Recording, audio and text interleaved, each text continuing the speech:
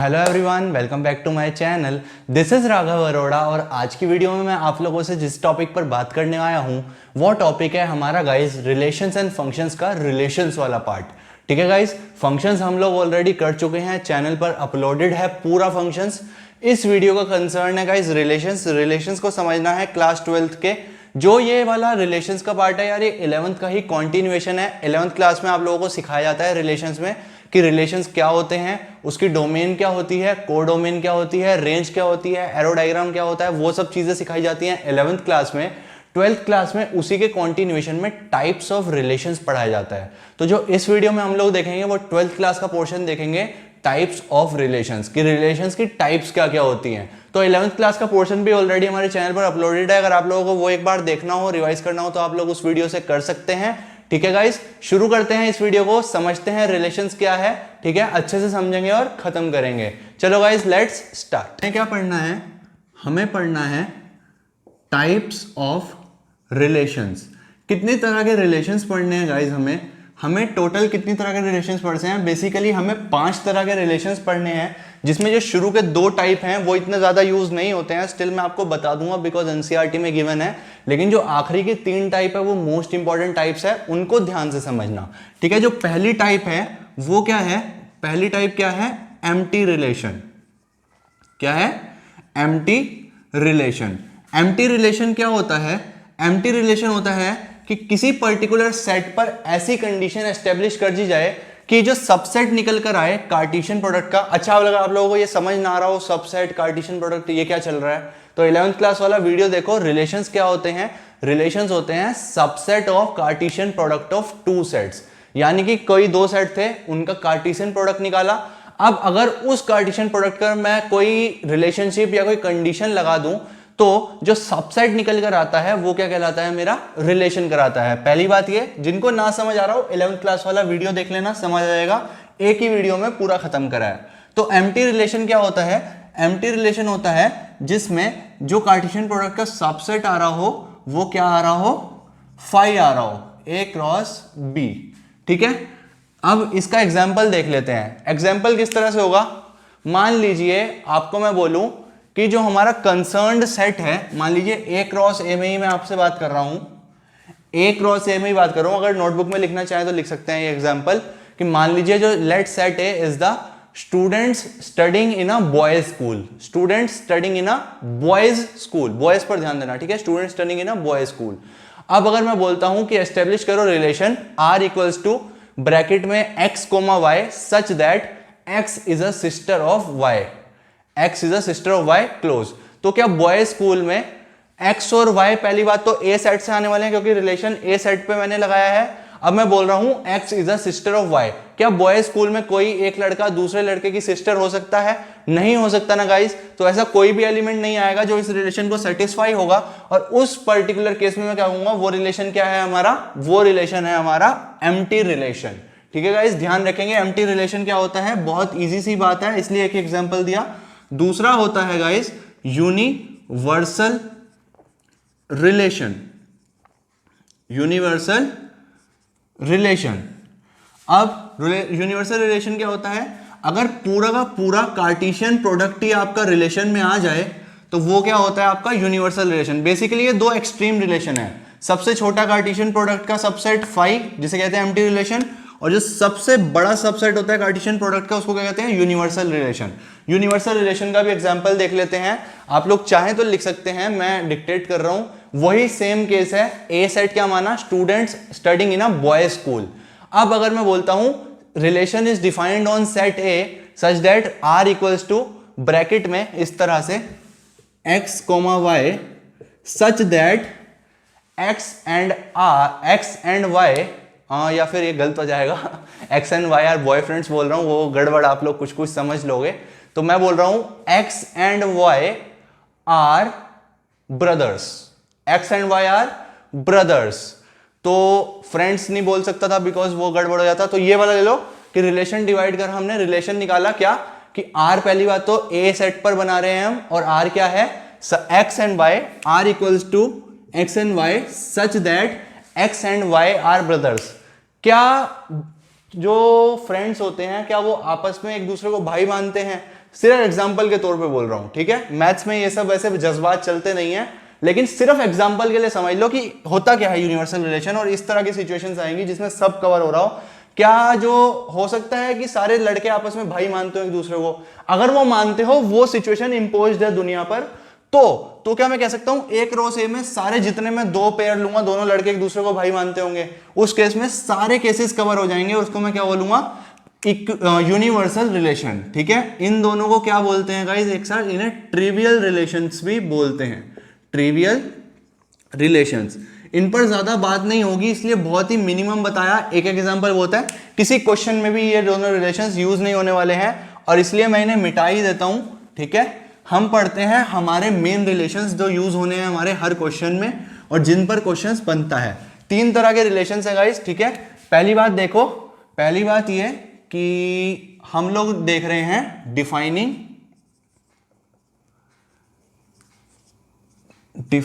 Relation capital R on set capital A. तो तीन तरह के रिलेशंस हैं जो हम लोगों को देखने हैं। जो पहला नाम है, जो इससे पहले दो बताए वो इतने इंपॉर्टेंट नहीं है गाइस, ये वाले इंपॉर्टेंट है। पहला नाम है रिफ्लेक्सिव रिलेशन। क्या नाम है गाइस पहला? Reflexive relation. रिफ्लेक्सिव रिलेशन क्या होता है? रिफ्लेक्सिव रिलेशन होता है कि जिस भी सेट पर वो रिलेशन डिफाइंड है, ठीक है, पहले इसकी डेफिनेशन लिखते हैं।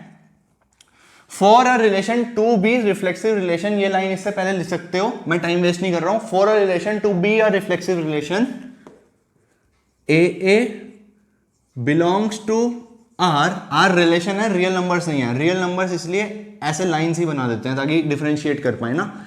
ए belongs to R for all A belongs to capital A. क्या समझ आया? ये कहना चाहता है कि अगर कोई रिलेशन है और उसमें दोनों एलिमेंट्स सेम होने चाहिए और जितने भी एलिमेंट्स ए में हैं, मान लीजिए आपके पास ए सेट में एलिमेंट्स हैं 1 and 2, तो अगर हमारे आर में 1 1 भी है और 2 2 भी है तो ही ये रिलेशन क्या कहलाएगा? रिफ्लेक्सिव रिलेशन कराएगा। अगर आर में सिर्फ 2 2 हो तो ये रिफ्लेक्सिव रिलेशन नहीं है। ध्यान रखेंगे जिस सेट पर डिफाइंड है अगर उसके सारे एलिमेंट्स एज पेयर वाइज 1 1 2 2 जितने भी एलिमेंट्स है सबका ऐसे ही ए का पेयर बन जाए जो रिलेशन को बिलोंग करें। फॉर ऑल, इसका क्या मतलब होता है गाइस? फॉर ऑल, इसको आप याद रखेंगे, नोटेशंस होते हैं रिलेशंस एंड फंक्शंस के।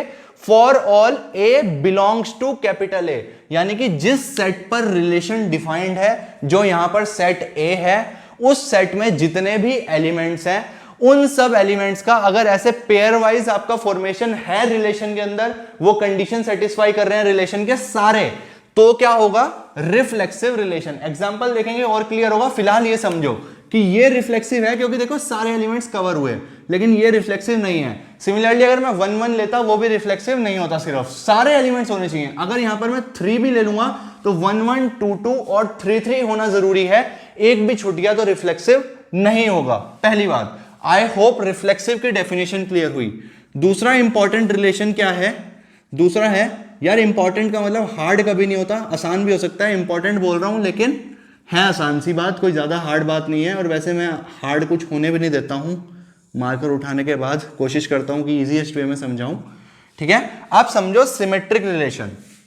सिमेट्रिक रिलेशन क्या है?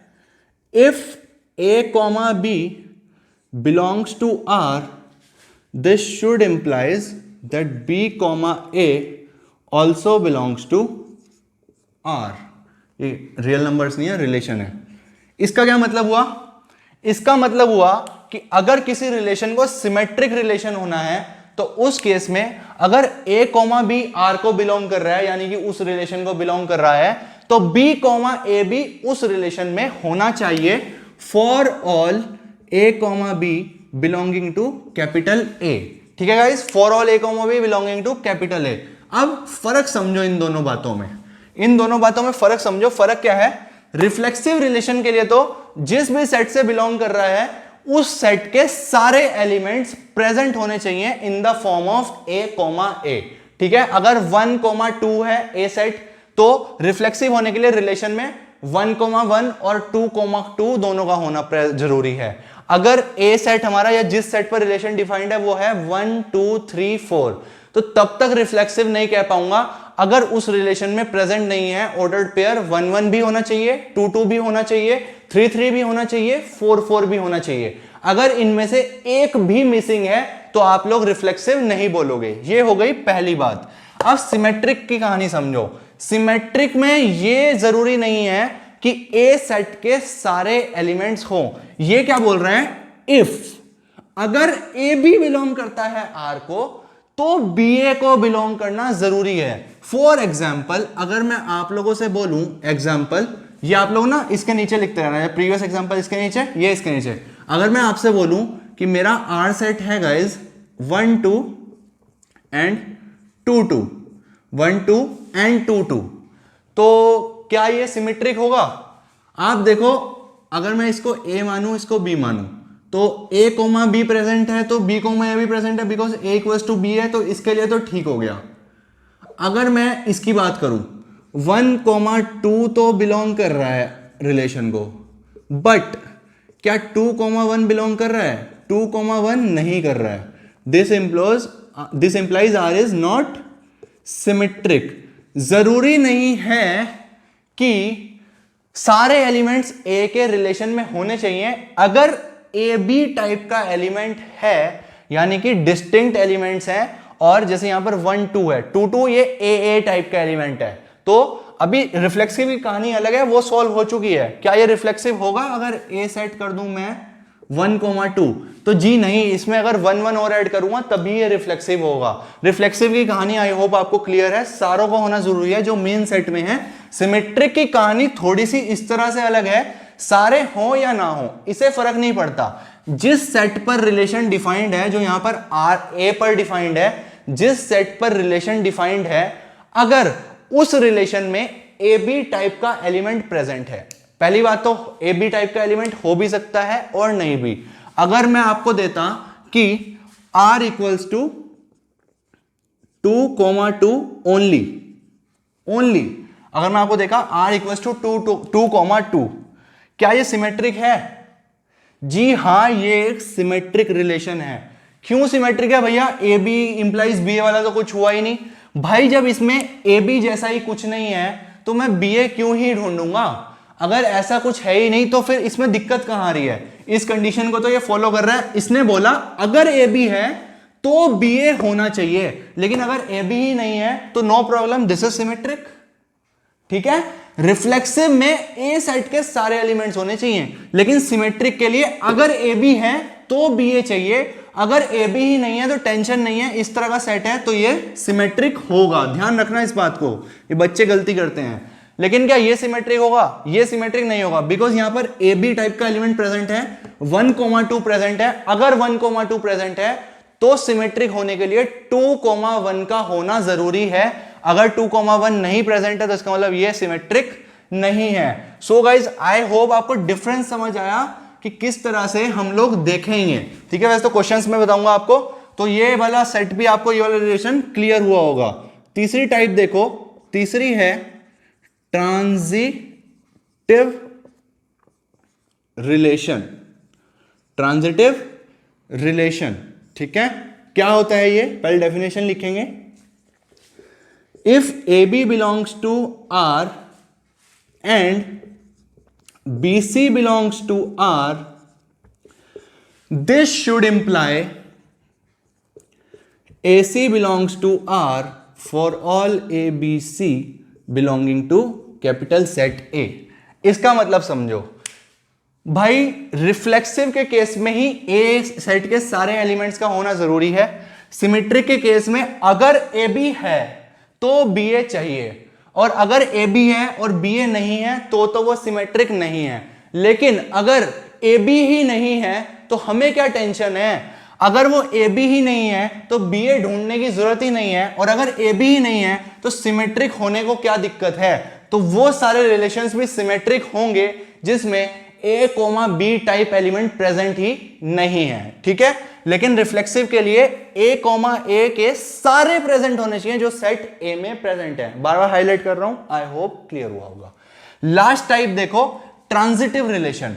ट्रांजिटिव रिलेशन क्या होता है?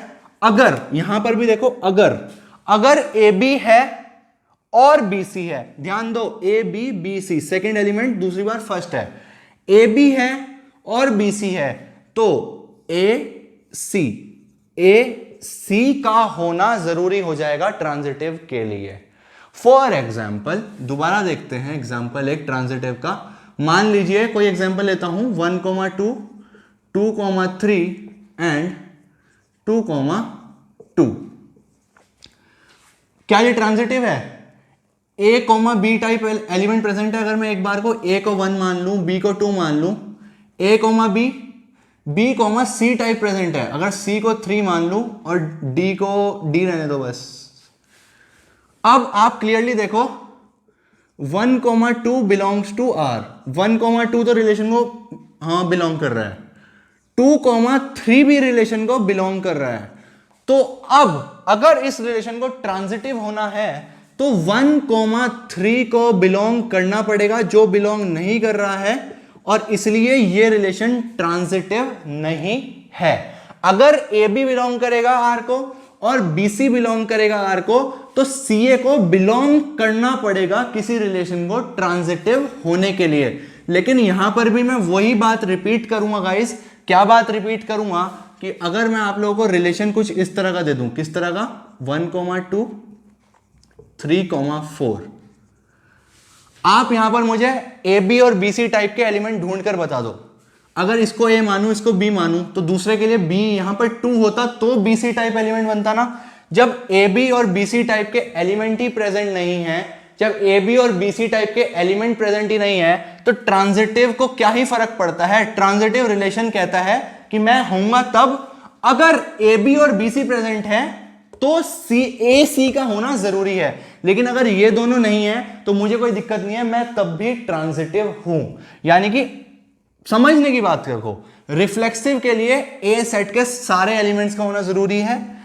सिमेट्रिक के अगर ए बी है तो बी ए चाहिए, अगर ए बी ही नहीं प्रेजेंट है तो हम कहेंगे तब भी वो रिलेशन क्या है, सिमेट्रिक है। ट्रांजिटिव में अगर ए बी भी है, बी सी भी है, तो ए सी हमें चाहिए। लेकिन अगर ए बी और बी सी ही नहीं है तो वो रिलेशन ट्रांजिटिव होगा, इररिस्पेक्टिव की क्या लिखा है, कंडीशन क्या है। आई होप मेरी बात क्लियर हो रही है। एग्जांपल अभी देखते हैं, तो इसमें तो कोई दिक्कत ही नहीं है। क्या ये ट्रांजिटिव है? हाँ यार है, because A B B C C A वाला कोई सीन ही नहीं है। क्या ये सिमेट्रिक है? जी नहीं, ये सिमेट्रिक नहीं है। अगर 1,2 प्रेजेंट है तो 2,1 तो हमें चाहिए ही, तभी सिमेट्रिक होगा। सिमिलरली अगर 3,4 प्रेजेंट है तो 4,3 तो चाहिए ही, तभी सिमेट्रिक होगा। और रिफ्लेक्सिव की बात मैं तभी करूंगा जब ए सेट अच्छी तरह गिवन हो मेरे को, बिकॉज ए सेट में जितने भी एलिमेंट्स होंगे सारे ए कॉमा ए की फॉर्म में मुझे चाहिए। सो गाइज आई होप आप लोगों को डेफिनेशंस क्लियर हुई हैं इन तीनों रिलेशंस की। और काम की बात क्या है? काम की बात यह है कि इफ अ रिलेशन, अगर कोई relation is simultaneously first, second and third, यानी कि अगर कोई रिलेशन रिफ्लेक्सिव भी है, सिमेट्रिक भी है, ट्रांजिटिव भी है, then it is called equivalence relation. क्या मतलब हुआ? आपने देखा कोई रिलेशन है वो रिफ्लेक्सिव भी है, सिमेट्रिक भी है और ट्रांजिटिव भी है। अगर कोई रिलेशन तीनों होता है तो उस रिलेशन को हम क्या बोलते हैं गाइस? उस रिलेशन को बोलते हैं हम इक्विवेलेंस रिलेशन। एग्जाम में क्वेश्चन कैसे आता है? अक्सर आता है, कोई पर्टिकुलर रिलेशन आपको दिया जाता है और पूछा जाता है कि बताओ ये इक्विवेलेंट है या नहीं, या फिर प्रूव करो कि ये इक्विवेलेंट है। ठीक है, सो आई होप आपको ये सारी बातें मेरी क्लियर हो गई। ठीक है, जल्दी से क्वेश्चन देखते हैं कुछ, ताकि आप लोगों का कॉन्सेप्ट थोड़ा सा और बिल्ड कर पाऊं, मैं क्लियर कर दूं आपको ये टॉपिक। ठीक है, कोई ज्यादा बड़ा टॉपिक नहीं है, 12th के रिलेशंस में बस यही बातें पढ़नी थी, बाकी तो अब क्वेश्चंस हैं। क्वेश्चन देखते हैं यार। क्वेश्चन क्या है? क्वेश्चन है ए सेट कंसीडर करा 1,2,3 बना लेते हैं क्वेश्चन, और रिलेशन कंसीडर करा 1,1, 2,2, 1,2, 2,3, 1,3, 2,1। फाइंड करो, फाइंड वेदर, आप लोग ये खुद लिख लो line, find whether this relation is reflexive, symmetric and transitive और नोट। ठीक है, टाइम बचाते हैं थोड़ा, तो शॉर्ट में लिख देता हूं, रिफ्लेक्सिव, सिमेट्रिक और ट्रांजिटिव, शॉर्ट में लिख रहा हूं मैं। ठीक है, सॉल्यूशन देखो, सॉल्यूशन आपको क्या रिलेशन गिवन है, 1 1 2 2 1 2 2 3 1 3 2 1। सेट किस पर डिफाइंड है, ये रिलेशन डिफाइंड है, ऐसा लिखा होगा कि relation R is defined on set A that is 1, 1 2 3। ठीक है, चाहे लिखना चाहो तो लिख दो कि जो ये है ये A2 A में डिफाइंड है। ठीक है, अब समझो, रिफ्लेक्सिव की बात करते हैं। फॉर रिफ्लेक्सिविटी, रिफ्लेक्सिबिलिटी, अच्छा रिफ्लेक्सिव रिलेशन को रिफ्लेक्सिविटी भी बोलते हैं, सिमेट्रिक रिलेशन को सिमेट्री चेक करना भी बोलते हैं, और ट्रांजिटिव रिलेशन को ट्रांजिटिविटी भी बोलते हैं। ठीक है, रिफ्लेक्सिविटी चेक करते हैं, रिफ्लेक्सिविटी चेक करते हैं, अगर R A में डिफाइंड है तो रिफ्लेक्सिव होने के लिए पता है हमें R में क्या चाहिए, एटलीस्ट A के सारे elements in the form of AA form, like 1 1 2 2 and 3,3।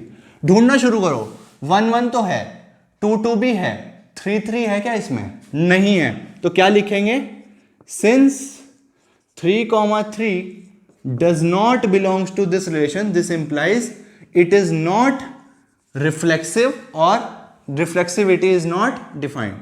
अब चेक करो सिमेट्री, आपको समझा रहा हूं कॉन्सेप्ट क्या है। सिमेट्री चेक करने के लिए सारे ए बी टाइप्स के एलिमेंट देखने शुरू कर दो। 1 1 ए बी टाइप का है, नहीं। 2 2 ए बी टाइप का है, नहीं, ये तो ए टाइप के हैं। पहला एलिमेंट है ए बी टाइप का 1,2। अब अगर ये एलिमेंट ना होता, सिर्फ 1 1 और 2 2 सेट होता, तो वो सिमेट्रिक भी होता, ट्रांजिटिव भी होता, क्योंकि सिमेट्रिक और ट्रांजिटिव रिलेशन कहते हैं कि अगर ए बी है तो ही बी ए चाहिए, अगर ए बी ही नहीं है तो मैं सिमेट्रिक ऑलरेडी हूं। ट्रांजिटिव कहता है अगर ए बी है, अगर बी सी भी है तो ही चाहिए ए सी, अगर ये दोनों ही नहीं है तो वो रिलेशन ट्रांजिटिव है, कोई दिक्कत नहीं। ये बात ध्यान रखना, यही इंपॉर्टेंट बात है, बच्चे यही गलती करते हैं। सिमेट्री देखते हैं, 1 1 2 2 की कोई टेंशन नहीं, अगर अब 1 2 आ गया तो 2 1 चाहिए, 2 1 ढूंढो, 1 2 का 2 1 है, बहुत बढ़िया, लेकिन 2 3 एक और आ गया, अब इसको सिमेट्रिक होने के लिए 3 2 चाहिए, क्या 3 2 है, नहीं है, तो एक एग्जांपल ही बहुत है, हम क्या लिखेंगे, clearly 2,3 belongs to R but 3,2 does not belong to R, this implies R is not symmetric। समझ आ रहा है गाइस, आपको समझ आ रही है मेरी बातें, ये हो गया सिमेट्रिक का। अब देखते हैं ट्रांजिटिव रिलेशन के लिए, ट्रांजिटिव रिलेशन के लिए देखते हैं कैसे देखेंगे, चेक करो ट्रांजिटिविटी, ट्रांजिटिविटी कैसे देखेंगे, 1 1 2 2 को तो छोड़ जाओ, ए बी प्रेजेंट है, ए बी प्रेजेंट है, बी सी प्रेजेंट है, देखो ए बी, बी टू है, देखो यहां B C, A 1 C 3 B 2, A B present है, बी सी प्रेजेंट है। अब अगर ट्रांजिटिव होना है तो सी ए सी का होना जरूरी है, तो 1,3 का होना जरूरी है, क्या वो भी प्रेजेंट है, हाँ यार है, चलो ये समझ आ गया। अब 1 3 प्रेजेंट है, क्या कोई ऐसा एलिमेंट है जो 3 से शुरू होने वाला प्रेजेंट है, यानी कि ए बी प्रेजेंट है, बी सी ढूंढ रहे हैं, बी सी नहीं है, तो इसकी कोई टेंशन नहीं है, ये हमें ट्रांजिटिविटी से नहीं रोकेगा। 2 1 प्रेजेंट है, क्या कोई ऐसा एलिमेंट है जो 1 से शुरू होता है, हाँ ये है ना, 2 1 प्रेजेंट है, 1 1 प्रेजेंट है, तो 2,1 का प्रेजेंट होना जरूरी है, वो तो ये ऑलरेडी है ही, ठीक है। सिमिलरली 2 1 प्रेजेंट है, 1 2 प्रेजेंट है, तो यानी कि ए बी बी सी, तो 2,2 का प्रेजेंट होना जरूरी है, वो तो ये है ही, तो हर तरह से ये ट्रांजिटिव है। तो हम कैसे लिखेंगे इसको, हम लिखेंगे clearly here in R for all A B belonging to R and B C belonging to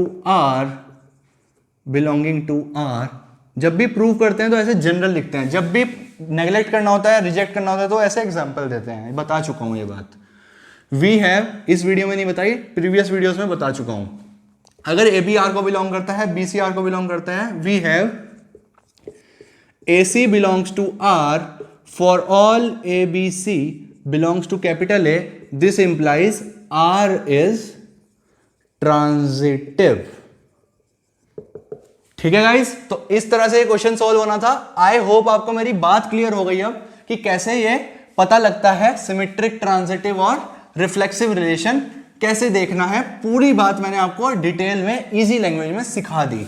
concept बनाओ, ठीक है, अब कोई दिक्कत नहीं आएगी। एक तो ये टाइप के क्वेश्चन होते हैं, एक कुछ इस तरह के क्वेश्चन होते हैं। देखो, लेट कर लेते हैं T be the set of lines. T मान लिया set of lines. let R be defined on T such that R equals to T1, T2 और किस तरह डिफाइंड है, T1 is perpendicular to T2 जहां पर T1 T2 किसको belong कर रहे हैं, कैपिटल T को। तो ये क्वेश्चन है, हमें चेक करना है, चेक वही तीन चीजें, क्या क्या चेक करोगे आप लोग, रिफ्लेक्सिविटी, सिमेट्री, ट्रांजिटिविटी। अगर तीनों आ जाते हैं तो रिलेशन क्या होता है, एक इक्विवेलेंस रिलेशन। चेक करो, चेक करने जा रहा हूं, ठीक है। तो देखते हैं, सबसे पहले देखो रिफ्लेक्सिबिलिटी चेक करते हैं, रिफ्लेक्सिविटी हम लोग चेक करने जा रहे हैं।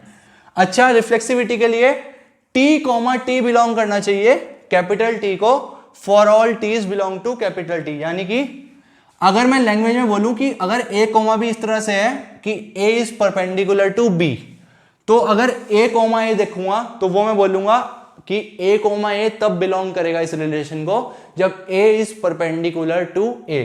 क्या दो लाइंस आपस में परपेंडिकुलर हो सकती हैं? Never, they can never be perpendicular. तो हम क्लियरली बोलेंगे, clearly A comma A does not belongs to, A comma A बोल लो या फिर टी कोमा टी बोल लो, ठीक है। Clearly T comma T does not belong to R since,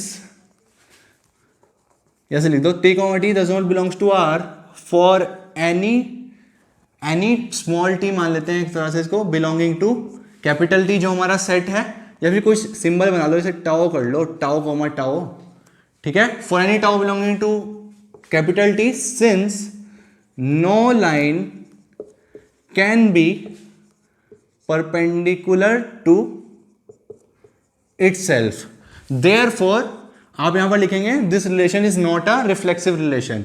इस तरह से आपने दिखा दी रिफ्लेक्सिविटी। अब देखते हैं सिमेट्री। सिमेट्री कैसे देखेंगे? सिमेट्री देखेंगे if T1, T2 belonging to R। इसका क्या मतलब हुआ? इसका मतलब हो गया कि T1 परपेंडिकुलर है T2 के। अगर T1 T2 R को बिलोंग कर रहा है, हम खुद देख रहे हैं कि अगर ये बिलोंग कर रहा है तो T1 T2 के परपेंडिकुलर है। अगर एक लाइन दूसरे के परपेंडिकुलर है तो क्या दूसरी पहले के भी परपेंडिकुलर होगी? सही बात है यार, लाइंस तो दोनों अगर परपेंडिकुलर है तो ये इसके परपेंडिकुलर बोलूं या ये इसके परपेंडिकुलर बोलूं, एक ही बात है। अगर T1 परपेंडिकुलर है T2 के, तो क्या ये भी इंप्लाई करेगा कि T2 परपेंडिकुलर है T1 के? ये भी इंप्लाई करेगा ये। अगर ये भी इंप्लाई करेगा तो क्या मैं बोल सकता हूं कि T2, T1 भी बिलोंग करेगा T को for all T1, T2 belonging to capital T, ये R को, सॉरी, सही बात है।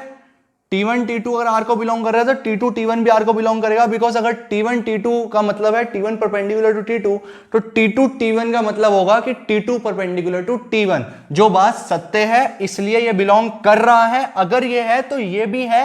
यहां पर लिखोगे therefore this relation is also symmetric. तो अभी तक ये रिफ्लेक्सिव नहीं है, सिमेट्रिक है, तो इक्विवेलेंस का तो चांस ही नहीं है, बिकॉज इक्विवेलेंस होने के लिए तीनों चाहिए। ठीक है गाइस, आई होप मैं क्लियर हूं इस बात पर। नेक्स्ट बात देखो, अब देखते हैं ट्रांजिटिविटी।